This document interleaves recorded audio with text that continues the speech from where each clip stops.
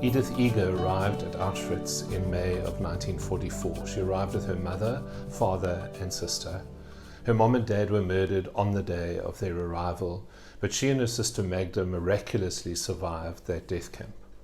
When the war was over, American soldiers found Edith amongst a heap of bodies in a forest in Austria. She had typhoid fever, pneumonia, pleurisy, and a broken back. She was transported to the United States, where it took a year for her body to heal. She went on to write a book called The Choice. And in it, she makes this very insightful distinction between victimization and victimhood.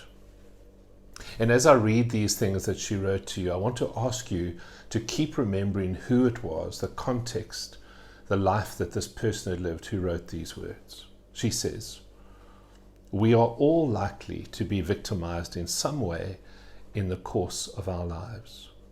At some point, we will suffer some kind of affliction or calamity or abuse caused by circumstances or people or institutions over which we have little or no control. This is life. And this is victimization. It comes from the outside.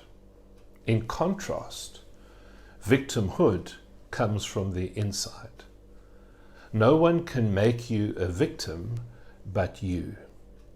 We become victims not because of what happens to us, but when we choose to hold on to our victimization. We develop a victim's mind, a way of thinking and being that is rigid, blaming, pessimistic, stuck in the past, unforgiving, punitive, and without healthy limits and boundaries.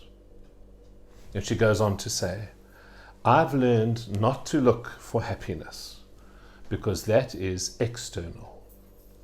You were born with love and you were born with joy. That's inside. It's always there. So the gospel writer Mark records these words about the story of Jesus. He said, Then Jesus began to teach them that the Son of Man must undergo great suffering and be rejected by the elders, the chief priests and the scribes, and be killed, and after 3 days rise again. Now I think our understanding of this verse does depend on how we regard that little word in the verse, must. The literal meaning of that word translated into English is, it is necessary. It is necessary. But I think many people, I mean, certainly it was one of the ways in which I was taught and raised, many people look at that word must as if it implies, as if it means that Jesus' goal, his aim was to suffer and be killed. That Jesus understood that God wanted him to suffer and die, so he must go and do it. But I'm not sure that that's a good reading of not just that word, but of this context. What if the word it is necessary really intends something quite different? And as I suggest, I feel sure it does. What if it means that Jesus knows that by just being Jesus, by being God's anointed one, by being God's Messiah, but even just by being God's person, by standing up, for want of a better word, by standing up for God's values, by being filled thoroughly with God's character, that Jesus understood that it was inevitable, it was necessary that he would end up suffering, being rejected, and eventually killed. Because this world, for all its goodness, it does remain woven through with evil and hate and sin. And when goodness, especially pure goodness, encounters evil, encounters sinfulness, then suffering, rejection, and even death are inevitable, necessary. So I'm not convinced at all that Jesus set out to die. What Jesus set out to do is he set out to be obedient. And I want to use this word. He set out to be true to God's call on his life. And Jesus knows that if he does that, if he is true to God's call on his life, he knows that suffering and trouble is inevitable, necessary. So in this reading for today, the Apostle Peter absolutely hates that idea. And so he lovingly intervenes to try to get Jesus to stop thinking so pessimistically, speaking so pessimistically. In fact, Peter wants to try to change the ways of Jesus. But Jesus meets Peter's rebuke with a rebuke of his own. And Jesus' rebuke is swift and sharp. He says to Peter, and think for what this would have done to Jewish ears. Jesus says to his friend Peter, "Get behind me, Satan. Stop trying to get me to be disobedient, not simply to God's call on my life, but stop trying to get me to be disobedient to who I fundamentally am. Stop trying to get me to be disobedient to what is, if you like, on the inside, on who I am made to be." And then while Jesus is on a roll, defending his own call and identity, he keeps going. And he says to not just Peter, the scripture records that Jesus addresses this rebuke to the disciples. Jesus goes on to say, and by the way, the same is true for you. The same is true for you. And I think it's important that we hear the following words in the light of Jesus' defense of his own identity, his own call, his own vocation.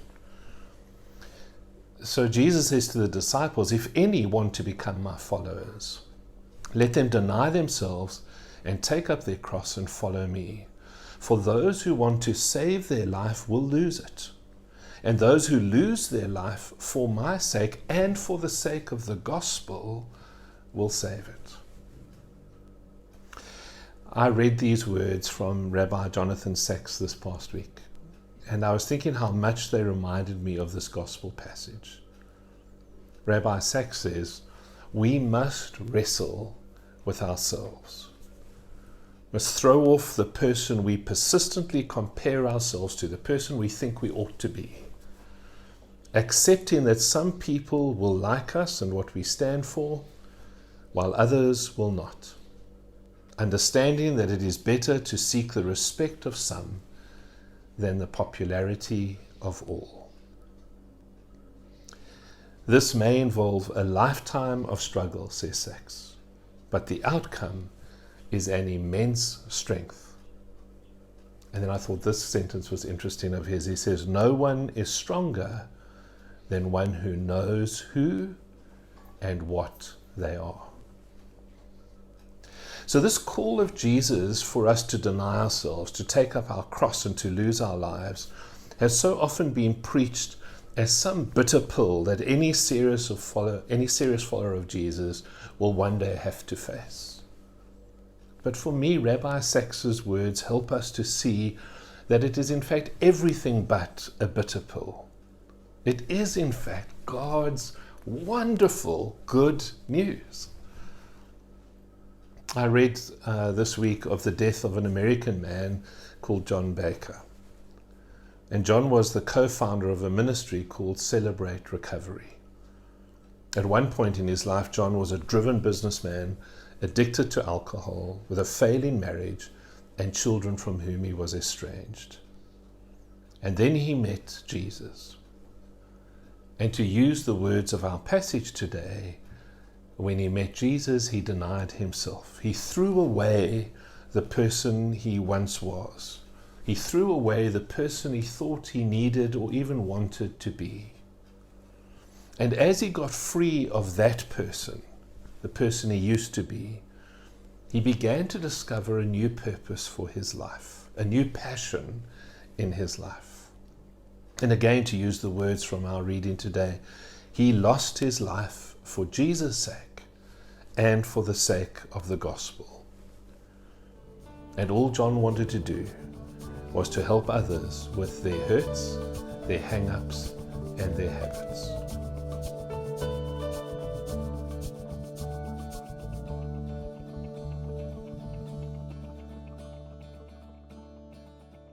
Friends, that's no bitter pill.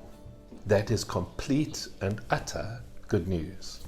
Because it's the story of a man who, after this very painful journey, finally came to know, because of Jesus, who and what he really was, what was inside. He discovered the love and joy. He discovered that goodness and mercy had indeed followed him all the days of his life. Now, I think to some, and I really want you to know, I get it. I think to some it can sound corny.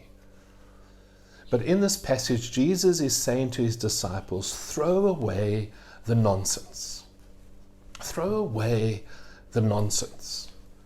And do something meaningful and purposeful with your days, with your life.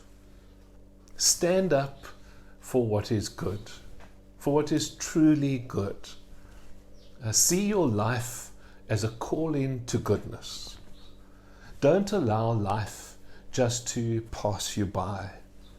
Don't be distracted off course, and think about these days how easy that is for us. Don't let life pass you by, and don't be distracted off course.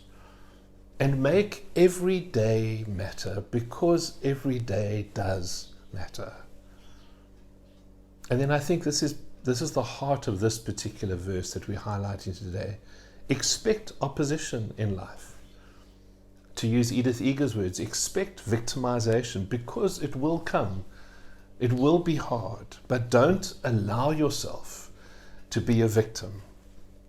To use Paul's words from Ephesians, be strong in the Lord and in the power of his might.